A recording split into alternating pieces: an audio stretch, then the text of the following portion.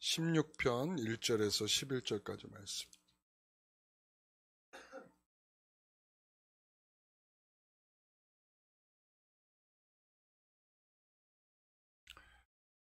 시편 16편 1절에서 16절까지 말씀. 제가 한 절 읽고 여러분들이 한 절 읽고 마지막 같이 읽겠습니다. 우리 전사님께서는 마이크로 하나님이여 나를 지켜주소서. 내가 주께 피하나이다. 내가 여호와께 아뢰되 주는 나의 주님이시오니 주밖에는 나의 복이 없다 하였나이다. 땅에 있는 성도들은 존귀한 자들이니 나의 모든 즐거움이 그들에게 있도다. 다른 신에게 예물을 드린 자는 괴로움이 더할 것이라. 나는 그들이 드리는 피의 전제를 드리지 아니하며 내 입술로 그 이름도 부르지 아니하리로다. 여호와는 나의 산업과 나의 잔의 소득이시니 나의 분깃을 지키시나이다.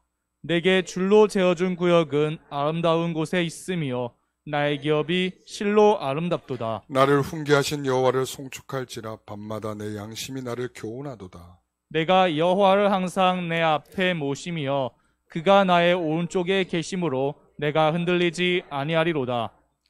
이러므로 나의 마음이 기쁘고 나의 영도 즐거워하며 내 육체도 안전히 살리니 이는 주께서 내 영혼을 수월에 버리지 아니하시며 주의 거룩한 자를 멸망시키지 않으실 것임이니이다. 같이요. 주께서 생명의 길을 내게 보이시니 주의 앞에는 충만한 기쁨이 있고 주의 오른쪽에는 영원한 즐거움이 있나이다.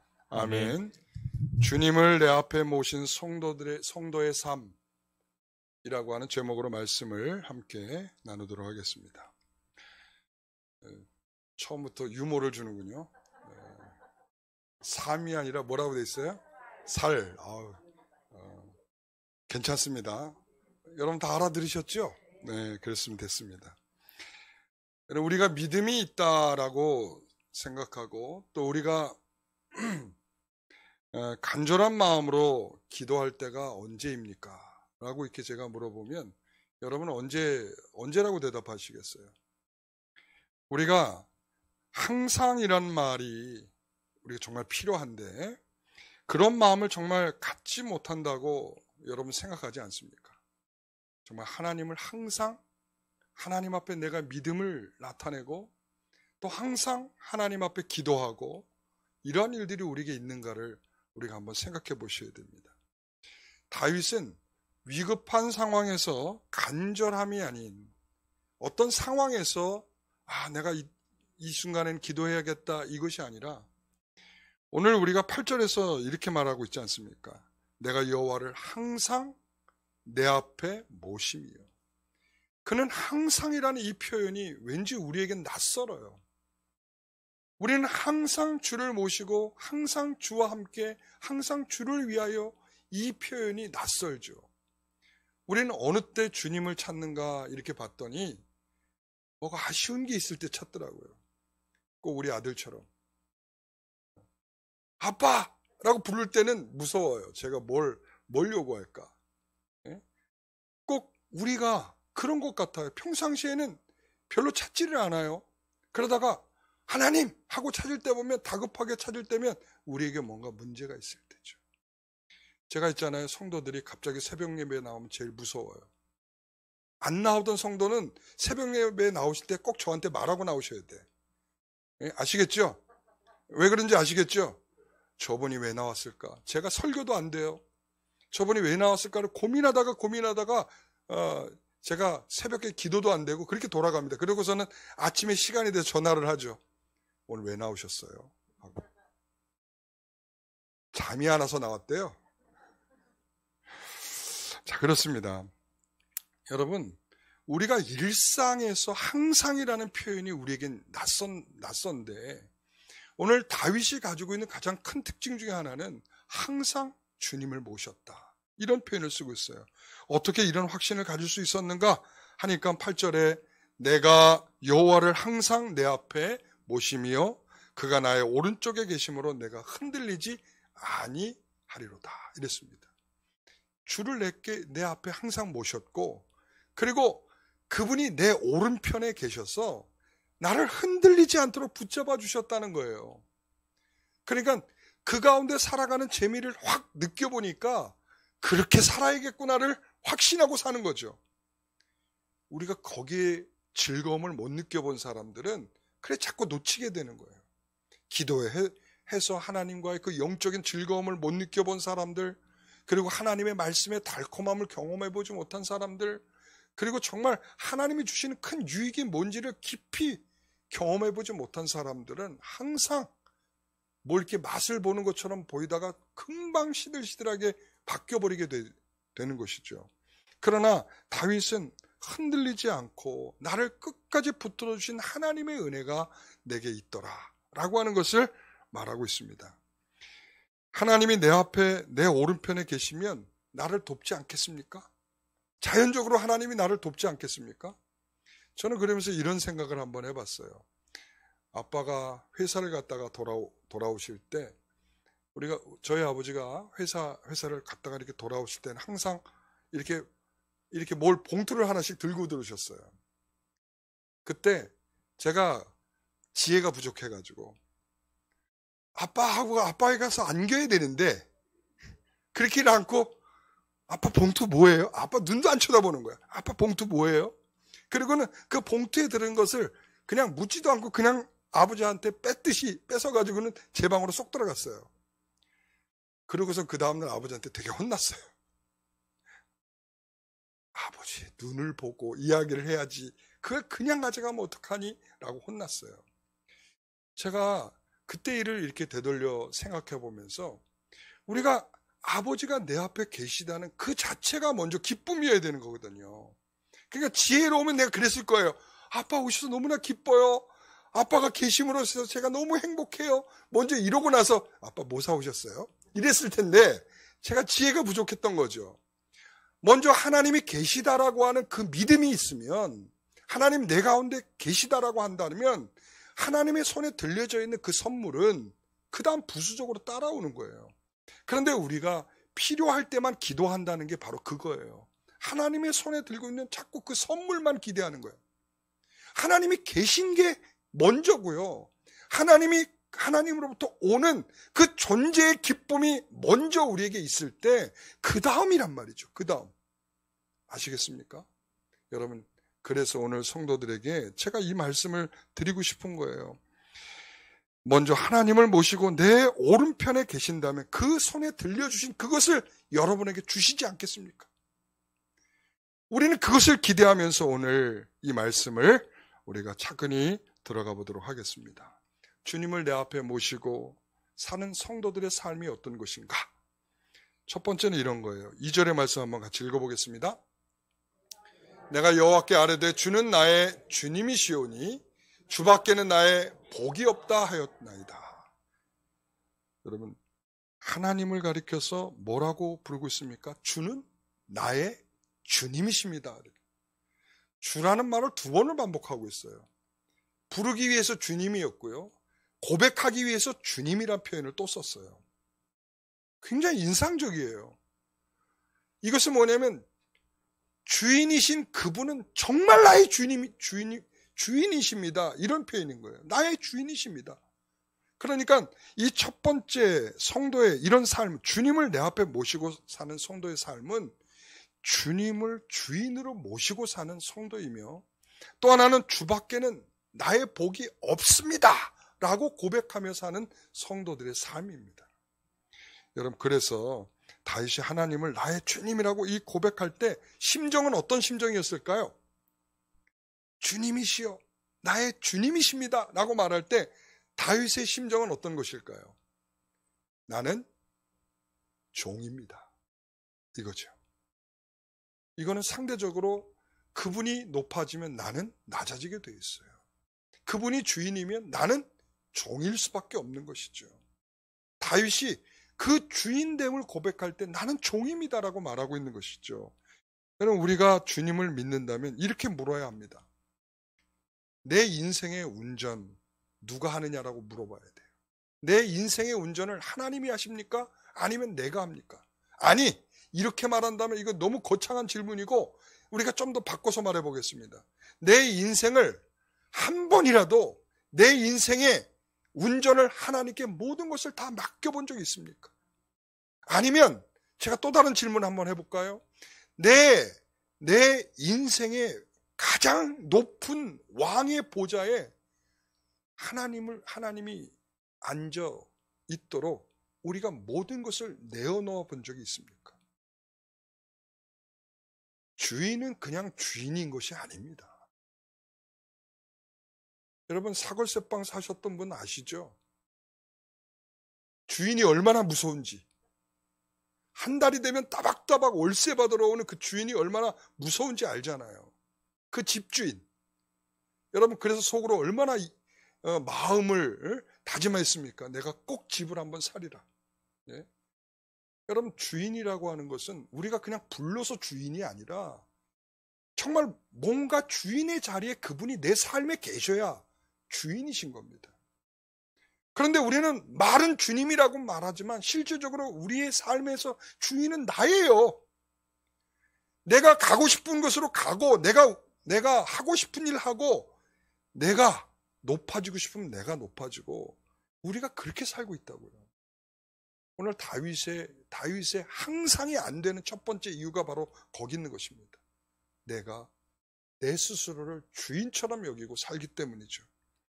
그래서 다윗은 하나님을 나의 주인이라 고백하는 이것이 바로 주님을 내 앞에 모시는 것입니다. 그리고 또 이렇게 말하죠. 주 밖에는 나에게 복이 없다. 이렇게 말하고 있어요. 이 복이라는 게 우리가 말하는 그 복이 아니에요. 이 복은 히브리어는 토브예요. 선하다, 좋다, 아름답다, 조화롭다 이런 뜻을 갖고 있어요. 굉장히 성경에서는 매우 훌륭한 표현인데요. 그래서 하나님께서 이 세상을 창조하고서 하신 표현이 바로 이거예요. 좋다. 하나님 좋다 하실 때 토브 그러신 거예요. 그러니까 이 하나님께서는 하나님께 뭐예요? 주 밖에는 나에게는 좋은 것이 없습니다. 나에게 주 밖에는 즐거운 것이 다른 것은 없습니다. 주 밖에는 나에게 아름답다고 여겨질 만한 것이 아무것도 없습니다. 라고 말하는 거죠. 굉장한 표현이죠. 그런 확신이 어디에서 나올 수 있을까? 여러분 3절을 가서 보겠습니다. 3절 땅에 있는 성도는 존귀한 자들이니 나의 모든 즐거움이 그들에게 있도다 이랬습니다. 그러니까 하나님이 이렇게 좋으니 하나님 밖에 좋은 것이 없다고 말하는 그에게 있어서는 하나님을 향한 모든 사람들이 다 좋은 거예요. 여러분 그렇습니다. 성도들이 가장 존귀한 자들이고 그리고 그 안에 가장 즐거움이 넘치고 있는 것입니다. 바로 오늘 이 자리죠. 오늘 사랑하는 성도들이 함께 모여서 하나님께 예배하는 이 자리가 저에게는 하나님을 향해서 정말 행복한 자리고 또 여러분들도 그런 행복한 자리가 되기를 소원합니다. 그래서 다윗은 사실은 왕 아니겠습니까? 그렇죠? 그 사람에게 얼마나 존귀한 자들이 많이 오겠습니까? 이웃 나라에서도 올 것이고 그리고 함께하고 있는 이 고위직의 사람들도 항상 드나들면서 그에게 있을 텐데 다윗이 말한 옆 나라 왕이 귀하지 않다 이렇게 말하고 있어요. 그리고 또한 그뿐만이 아니죠. 나하고 함께하고 있는 이 고위 관직들 이 사람들도 귀한 사람들이 아니다. 누가 귀하다는 거예요? 예? 땅에 있는 성도들은 존귀한 자들이다 이렇게 말하고 있어요. 오늘 하나님께서 여러분들을 보실 때도 동일한 마음이실 거예요. 정말 나를 섬기려고 애쓰고 있는 너희들이 귀하다.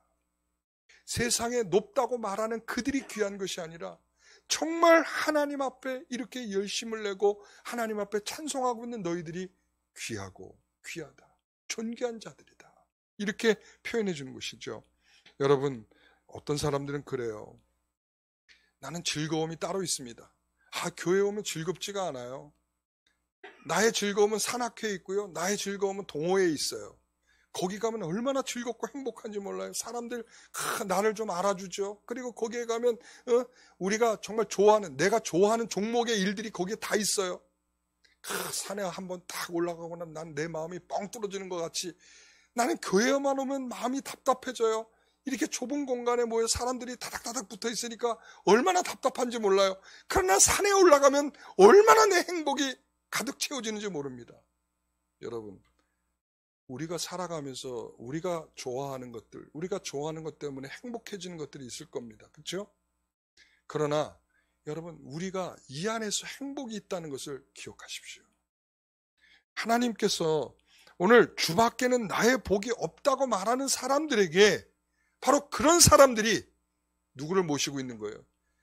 내 앞에 주를 모시고 있는 사람들이란 말이죠. 여러분, 주밖에 다른 복이 없습니다. 주밖에 다른 행복이 없습니다.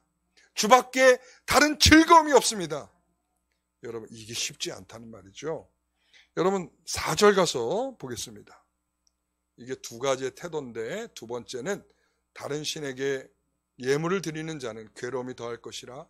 나는 그들이 드리는 피의 전제를 드리지 아니하며 내 입술로 그 이름도 부르지 아니하리로다.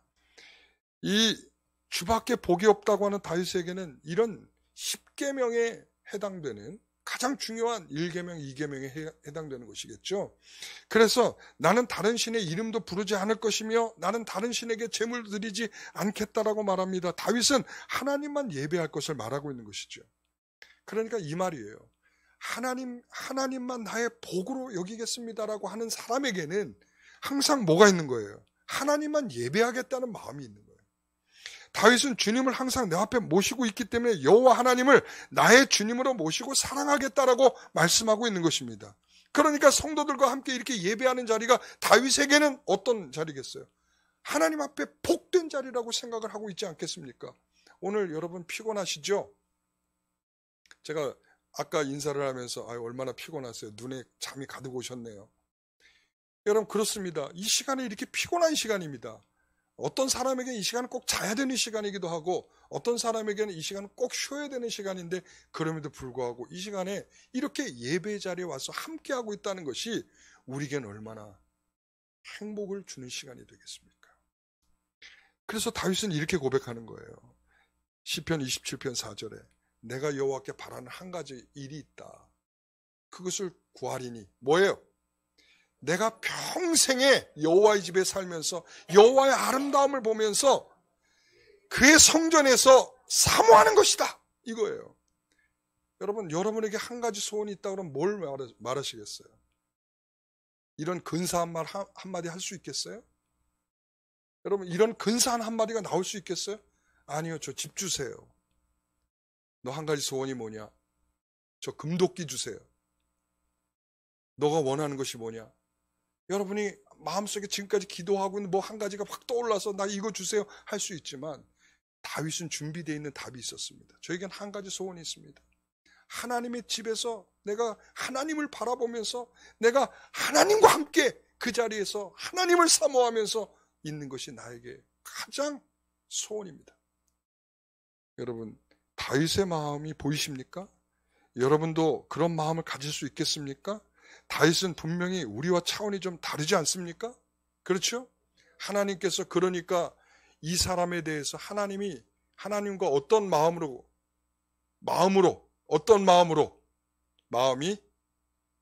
다윗과 하나님의 마음이 일치하고 있다라고 할 만큼 합하다라고 할 만큼 그러한 평가를 받는 이유가 거기에 있는 것입니다. 하나님을 너무 좋아하니 성도들과 함께 예배하는 것이 참된 행복이고 함께 마음을 찬양하는 것이 참된 복이라고 여기고 있다는 말씀입니다. 이것이 주님을 내 앞에 모신 삶입니다. 예배 말씀을 듣는 것이 행복하고 찬양하는 것이 행복하고 주님을 생각하면 감사해서 눈물이 나오고 아까 감사 찬송 부르는데 한 분도 눈물이 안 흘리시더라고요. 감사한 게 좀 약한가 봐요. 작년에 감사가 좀 약했죠? 약했죠? 그러니까 뭐가 좀 너무 감사해서 눈물 한 자락은 좀 흘릴 줄 알았더니 아무도 흘리는 분들이 없대요. 네. 그랬어요? 감사합니다. 네. 이럴 때 하나님께서는 어떻게 하십니까? 라는 거예요. 정말 이렇게 주님을 내 앞에 모시고 살겠다라고 이렇게 애를 쓰고 있는 다윗에게 하나님이 그러면 그냥 내버려 두시는가? 아니란 말이죠. 5절을 보십시오. 같이 읽어봅니다. 여호와는 나의 산업과 나의 분깃을 지키시나이다 이랬습니다. 하나님께서는 내게 산업과 자네 소득이 되신다 이랬습니다. 그래서 하나님께 다윗에게 주신 분깃이 뭔가? 6절을 보세요. 자, 내게 줄로 재어준 구역은 아름다운 곳에 있으며 이랬습니다. 내게 줄로 재어진 한 구역이 있다는 것입니다. 우리처럼 한 구역 그걸 말하는 걸까요? 그거 비슷한 말이에요 사실은. 여러분 그런데 이 구역을 나눠주셨다는 거예요. 줄로 딱 재가지고 내가 이 구역을 내가 너한테 줄게. 하나님 그러신 거예요. 그 구역이 어딜까요? 여러분 원래 이 다윗이 어디로부터 왕이 됐죠? 유다로부터 왕이 됐죠. 헤브론에서 왕으로 세워졌어요. 그러고 나면 전국구 왕이 된 이후에 과연 도읍을 어디다 정해야 되느냐 했을 때 북이스라엘 쪽에 여러분 이게 북이스라엘과 남유다로 이렇게 나뉘어져 있잖아요. 우리처럼 남과 북이. 그러니까 북쪽에다가 하면 남쪽의 사람들이 야 내가 너를 먼저 세웠는데 왜 북쪽에다 세워 이럴 거고 또 북쪽을 어렵사리 통일을 시켜놨는데 남쪽에다가 딱 세우면 뭐라고 하겠어요? 야 그래도 우리가 끝까지 합류해줬는데 너희들 이럴 수 있냐? 그래도 우리랑 같이 가려면 이럴 거 아니에요. 근데 하나님께서 기가 막힌 구역을 하나 딱 주셨어요. 여전히 여부스 족속이 살고 있는 그 한 땅이 있었습니다. 그게 어딜까요? 그게 예루살렘이에요. 예루살렘이 이 여부스 족속이 수백 년 동안 거기를 통치하며 살고 있었습니다.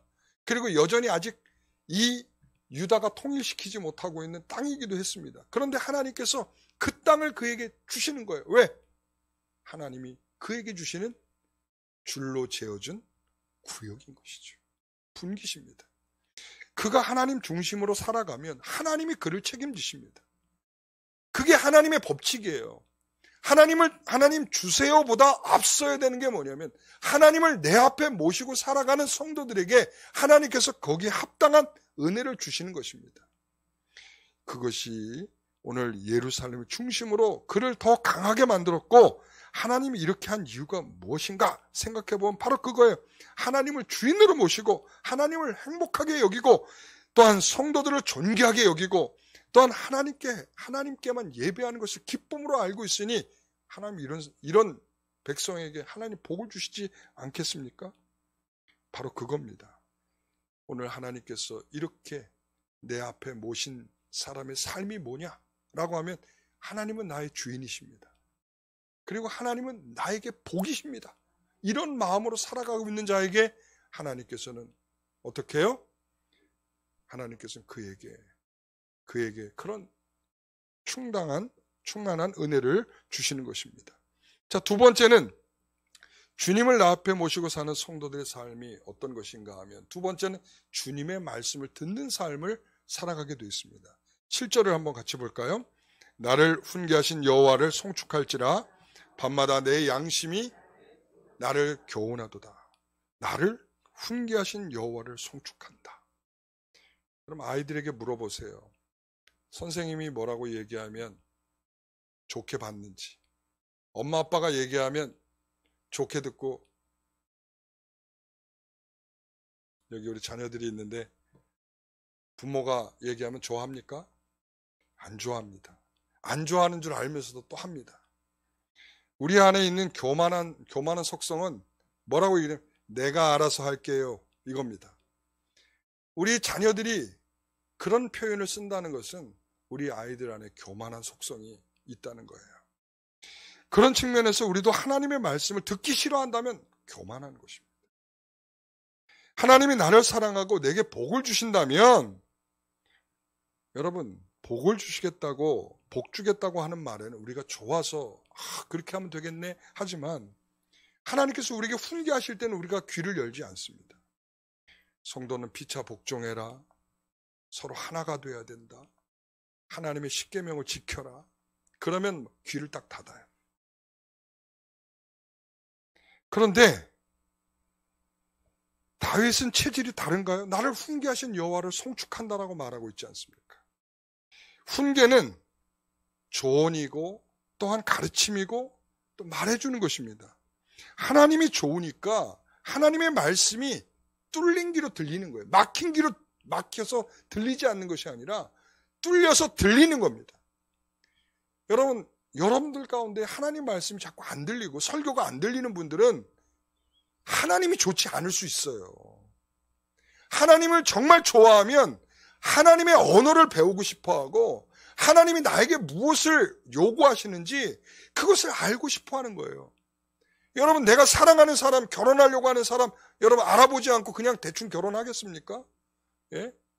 여러분, 그래서 쪽박 찬 사람들이 있어요. 알아보지 않고 사기 결혼 당해가지고 결국은 나중에 다 못도 날리고 다 날리고 그리고 나중에 후회하는 사람 있죠. 연예인도 있어요. 우리 주변에 누구 있지 않을까요? 여러분, 그렇습니다. 그렇기 때문에 우리가 정말 하나님을 사랑한다면 하나님에 대해서 알아가는 것이 기본적인 거예요.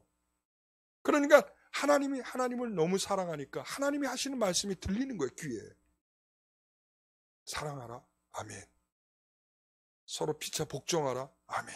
들리기 시작하는 거예요. 여러분, 그래서 그는 밤마다 내 양심이 나를 교훈한다라고 말하고 있어요. 내 양심에 교훈하고 내 삶을 돌아보면서 주님이 가르친 말씀에 내 양심을 비춰보는 거예요. 주님께서 말씀하신 걸로 내가 잠자기 전에 내 인생을 오늘 하루를 어떻게 살았는지를 하나님의 말씀으로 비추어서 내 삶을 살펴보는 것이죠. 그는 오직 우리가 시편 1편에 보면 오직 여호와의 율법을 주야로 뭐 한다고 그랬어요? 묵상한다고 그랬잖아요. 그렇죠? 주야로 말씀을 묵상한다. 밤이나 낮이나 이 말씀으로 묵상한다는 말이 한 번 하고 끝나는 말이 아니에요. 밤중에 뭐라고 그랬어요? 좀 전에 내 양심을 비추어서 하나님의 말씀으로 내가 어떻게 살았는지를 확인해 본다면 새벽이면 벌떡 일어나가지고 뭐랄까요? 하나님의 말씀이 어떠한지를 또 읊조리고 앉아있는 거예요. 그러니까 다윗이라고 하는 사람 도대체 이 사람 어떻게 된 사람입니까? 밤낮으로 주야로 하나님의 말씀을 묵상하는 이유가 뭡니까? 그 이유가 하나님을 내 마음에 모심이어예요. 내 앞에 하나님을 모셨기 때문에 가능한 삶이에요. 여러분, 그래서 다윗은 얼마나 바빴겠습니까? 왕이에요. 여러분, 왕으로 통치할 일들이 얼마나 많습니까? 대사를 결정해야 될 일이 얼마나 많습니까? 사람을 만나야 할 일이 얼마나 많습니까? 여러분, 우리가 핑계를 대려면 왕보다 더 바쁘다고 핑계는 못 댈 거요. 그런데 다윗은 핑계치 않고 밤이든 낮이든 주야로 하나님의 말씀을 묵상하며 자기의 삶을 살펴내는 굉장한 신자였다고요. 하나님을 얼마나 사랑했으면 이렇게 가능할까? 여러분, 깨닫게 하는 잘못, 우리 주야로 묵상할 때 하나님 우리를 깨닫게 하는 잘못이 있고요. 순종할 때 우리가 순종을 하도록 만드는 내용들이 있고요. 고쳐야 할 말씀을 우리에게 주십니다. 그럴 때 우리는 아멘하고 내 삶에 적용이 시작돼야 되는데 우리는 말씀을 들으면 어떻게 되냐면 오늘 목사님 말씀이 좀 시큰둥하지 않아? 오늘 좀 마음에 안 와닿는 것 같지 않아? 평가하고 있다는 거죠. 또 그 안에 옆에 있는 사람을 이제 쳐다보는 거예요. 무슨 말을 하고 있으면 옆에 사람을 쳐다봐. 제가 들어야 될 말씀인데. 그러니까 도통 말씀이 자기에게 하나도 들려지지 않는 거야. 하나도. 그러니까 여러분, 하나님의 말씀이 주야로 묵상되면 귀에 쏙쏙 들어올 뿐만이 아니라 그 말씀 때문에 내가 살고 죽고로 결정이 되는 거예요. 가고 멈추고가 결정되고요. 내가 이것을 해야 되느냐 말아야 되느냐를 내 생각과 판단에 두지 않고 하나님께서 원하시는가를 분명히 말씀 속에 찾아내려고 애를 쓰는 거죠. 여러분, 어떤 사람이 그래요. 하나님께 기도해도 답을 안 주신다고. 그러니까 답을 안 주지. 성경을 찾아보라고 내가 말씀을 해요. 하나님의 답은 기도할 때도 우리에게 마음으로 주실 수 있지만 하나님의 말씀이 우리에게 이미 답으로 주어져 있다 이거예요. 하나님의 말씀에서 답을 찾지 않고 우리는 자꾸 신비한 것으로 답을, 하나님 내가 이 사람하고 결혼해야 돼요? 말아야 돼요? 그러면 하나님이 그래 얘하고 결혼을 꼭 해라 라고 하나님께서 그런 답을 주셔야만 하나님의 답이라고 생각을 하는 거예요. 그러니까 너무 신비한 답을 요구하다 보니까 답을 못 얻어. 여러분, 그래서 다윗은 항상 밤이면 뭐 했다고요? 아니, 밤이면 내 양심에 하나님의 말씀을 비추어 보고 새벽이면 하나님 말씀을 또 읽고 싶어가지고 벌떡 일어나서 하나님 말씀을 읊조리고 있다. 읊조리고. 여러분, 이게 다윗이었다고요. 오늘 이 마음이 여러분의 마음 되시길 바랍니다. 하나님을 내 앞에 모셨기 때문에 하나님의 말씀으로 살고 싶습니다라고 오늘 우리가 그렇게 고백할 수 있길 되기를 바랍니다. 8절의 말씀, 오늘 중심에 두고 있는 말씀인데 같이 한번 읽어봅니다. 내가 여호와를 항상 내 앞에 모심이요 그가 나의 오른쪽에 계심으로 내가 흔들리지 아니하리로다. 오른쪽에 그럼 계셔서 9절에 이러므로 나의 마음이 기쁘고 나의 영도 즐거워하며 내 육체도 안전히 살리라. 여러분 그렇습니다. 자, 이렇게 모시고 오른쪽에 계셔서 내 전 인격적인, 그러니까 어느 한 부분이 아니에요. 내 육체만 즐거워지는 것도 아니고 내 영만 행복해지는 것이 아니라 내 마음과 내 영과 내 육체, 다시 말하면 내 모든 전 인격체가 하나님 앞에서 즐거워지고 안전하게 된다는 말씀을 하고 있어요. 자, 그래서 10절 또 한번 읽어봅니다. 이는 주께서 내 영혼을 수월에 버리지 아니하시며 주의 거룩한 자를 멸망시키지 않으실 것입니다. 다윗에게는 수많은 원수들이 있었지 않았겠습니까? 하나님께서는 그 모든 것들로부터 다윗을 지키셨습니다.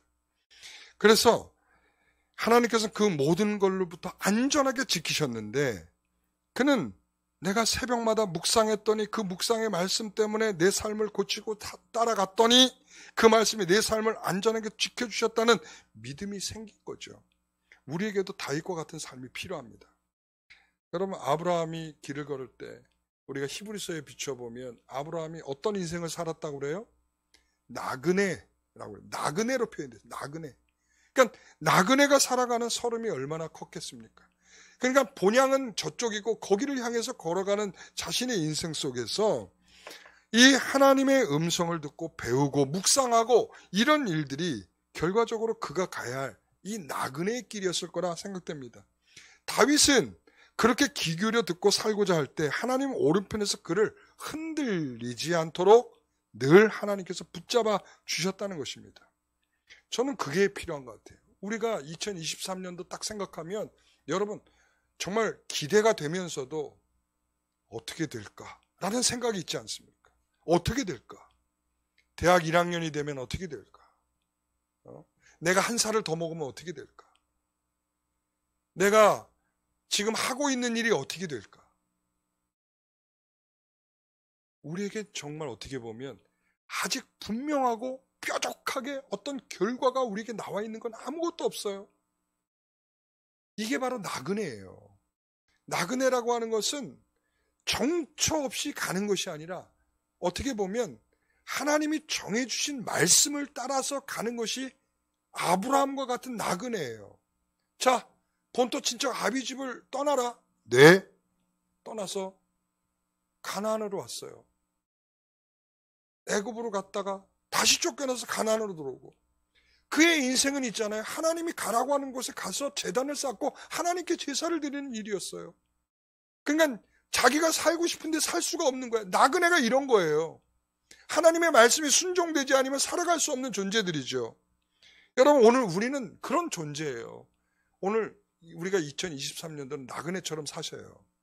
나그네처럼 사셔야 되고 하나님의 말씀이 여러분의 길을 안내할 것입니다.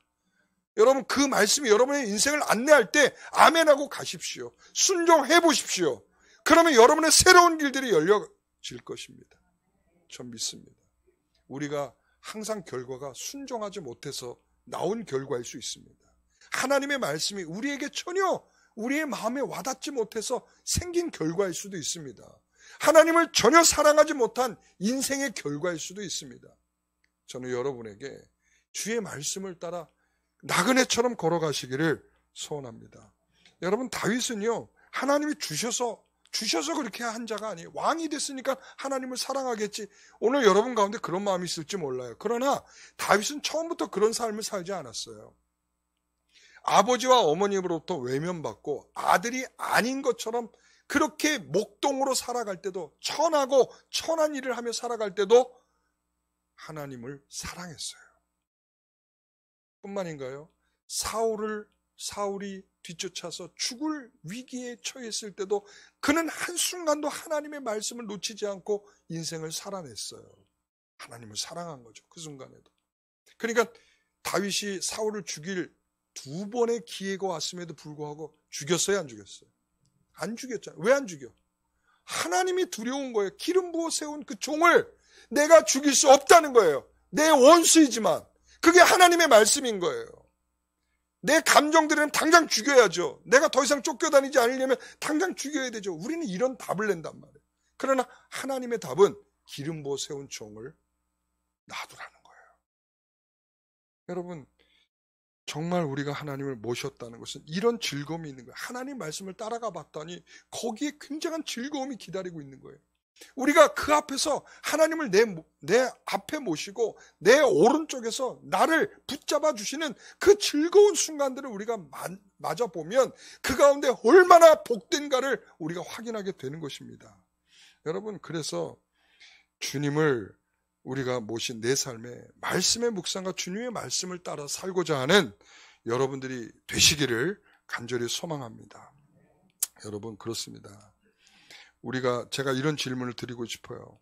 구약의 이스라엘 백성들이 하나님께서 왜 그렇게 멸망시키고 꾸짖고 이렇게 하셨을까요? 그들 하나님 앞에 제사도 드렸고 제물도 드렸고 기도도 했고 절기도 지켰고 안식일도 지켰어요. 그런데도 불구하고 왜 하나님께서 그들에 대해서 그렇게 하셨을까요?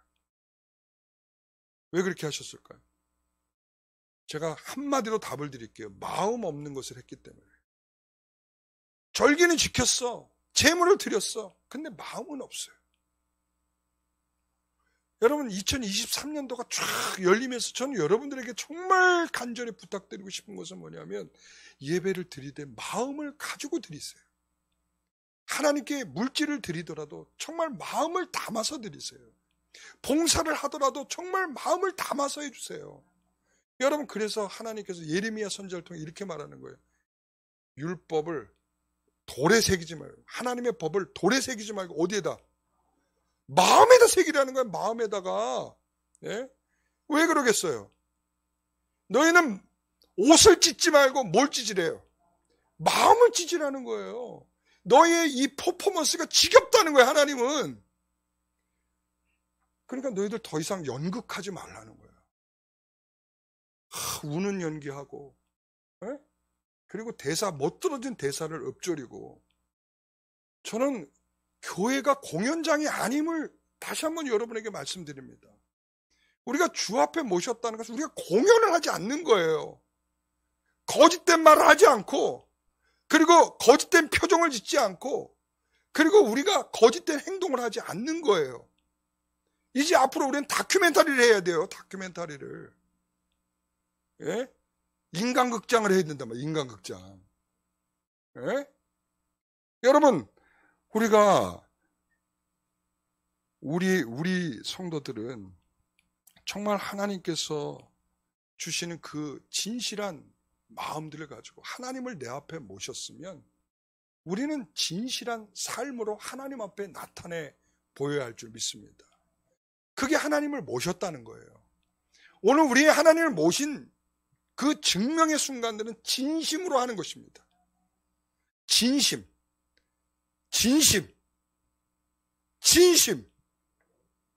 여러분, 이 진심이 아니면 연극이라고요. 여기 나와서 우리가 10년을 연극을 하고 가는 사람들도 있어요. 불행한 사람이죠. 한 번을 나와도 진심으로 나와서 예배하는 성도가 있어요. 다큐멘터리죠. 오늘 저와 여러분은 다큐멘터리로 하나님 앞에 서야 합니다. 진심이고 정말 진실하고 그리고 하나님의 말씀으로 정말 내 마음이 변화된 그 심령으로 하나님 앞에 서는 것입니다. 오늘 주 앞에 모신 성도들이 정말 기쁨으로 마지막 찬송을 마지막 찬송은 아니에요. 찬송을 드리길 원합니다.